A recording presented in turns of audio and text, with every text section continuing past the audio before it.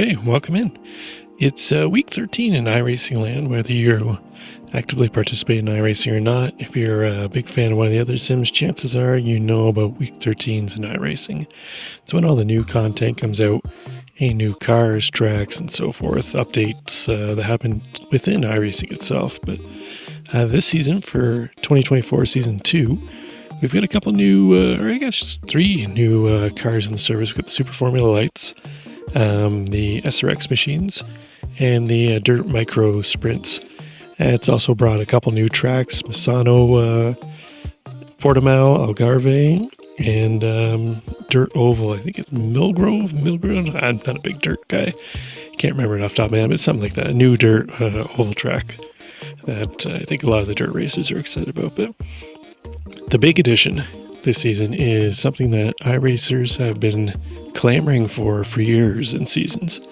Something iRacing itself has been teasing for about the last 12 months to 2 years, and that's rain.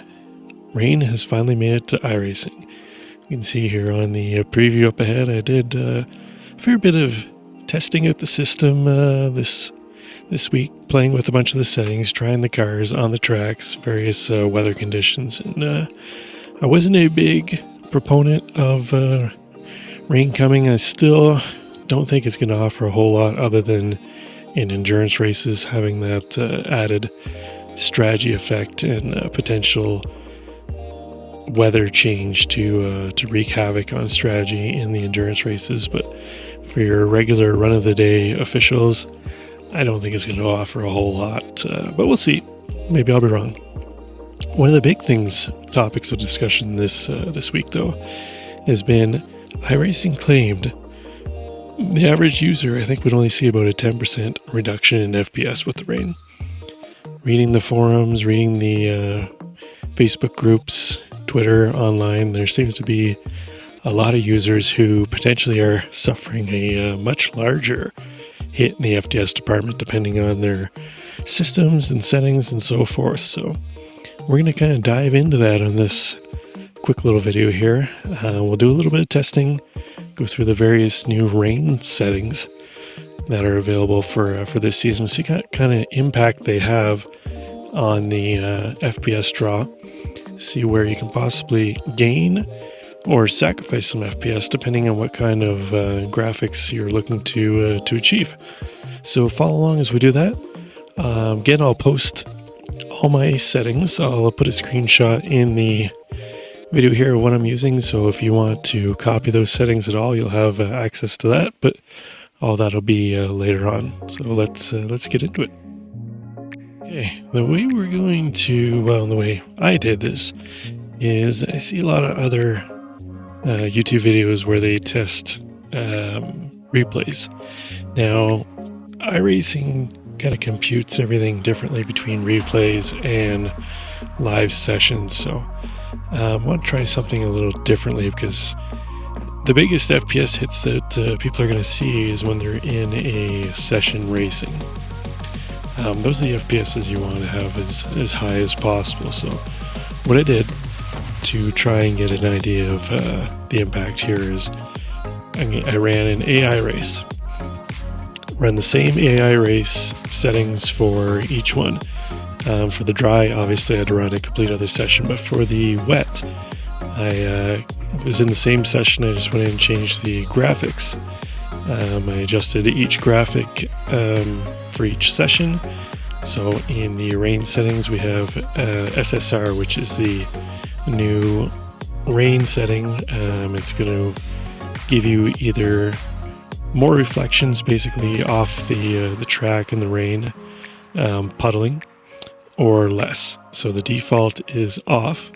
But first we do a run here in the dry. We're using Spa for the test track because I've done some running on it this week, and of all the tracks that I've done so far, the officials, it's the one that's had the most amount of pooling and water on it. It's got the elevation changes, it's got some nice pooling areas where the water builds up and it takes the system a little more power to generate those conditions and so forth. So we're going to use Spa for all the testing. So what I did, we're in an AI session of 25 cars. I'm starting dead last in the field every time. I let the entire field go ahead.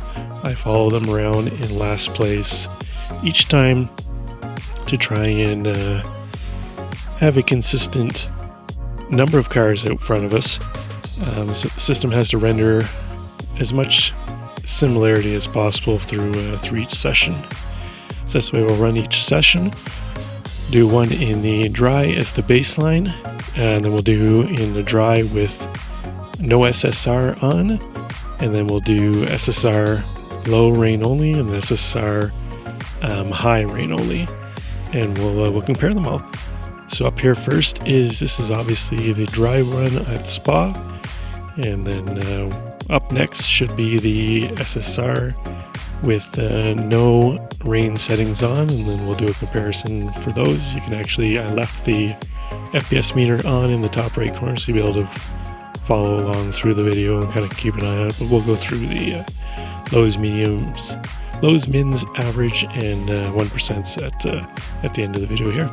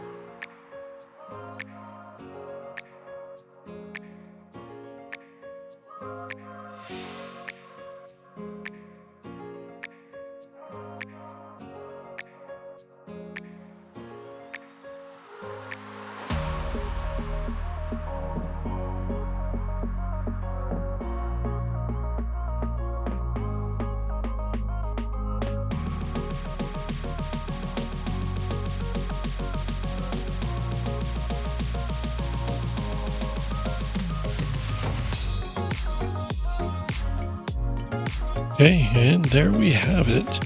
All of our conditions with the SSRs on low, high, and off, as well as the daytime run. Hard to believe that just a week ago this was what we were doing, racing on dry tracks all around the world, begging and pleading for rain to come to the system so that iRacing could be like all the other sims out there. And now we've got these various weather conditions, and everybody's loving it from what I can hear so far. They're glad that it's came to the system, to the service, and looking forward to seeing what it provides out there for racing and excitement. Now, before we get to the thing that everybody's anxiously awaiting to see what kind of hit the various settings have, there's one thing that's been getting next to no mention in any of the forums or groups that I've seen. Is there was a note in the release notes that iRacing had updated, we'll just call it their prediction code, their netcode settings.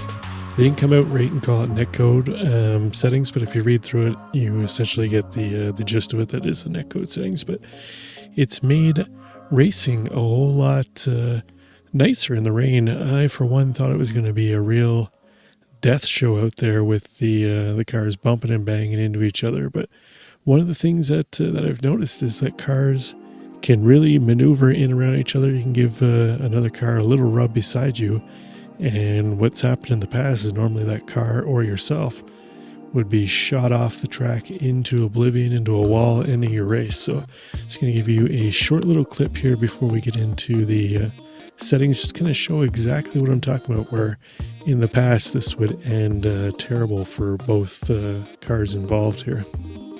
So here it is. This is the Blanchiment area of Spa, where high-speed section, where if you get into a car in the past in this section, it would be death for both of you. So we're going to see here where these two cars heading in, they bump, bang a couple times. Guess what? Neither car goes flying off the track. They can both continue on and finish the lap. I gotta say that's a giant kudos to the iRacing team for that one. Very well done. That alone I think is going to make racing in the rain rather enjoyable compared to what it could have been. Okay, now it's time to get into the meat and potatoes here. So it's time to look at the benchmarks. So we're going to start off first with our dry lap. So we can see our average FPS was just under 160. FYI, I have my system capped at 173. I'm running 175 hertz monitors, so it capped just under the refresh rate to keep in the G-Sync all the time. But then we pick up the run with the rain with no SSR. So we'll see it virtually very close.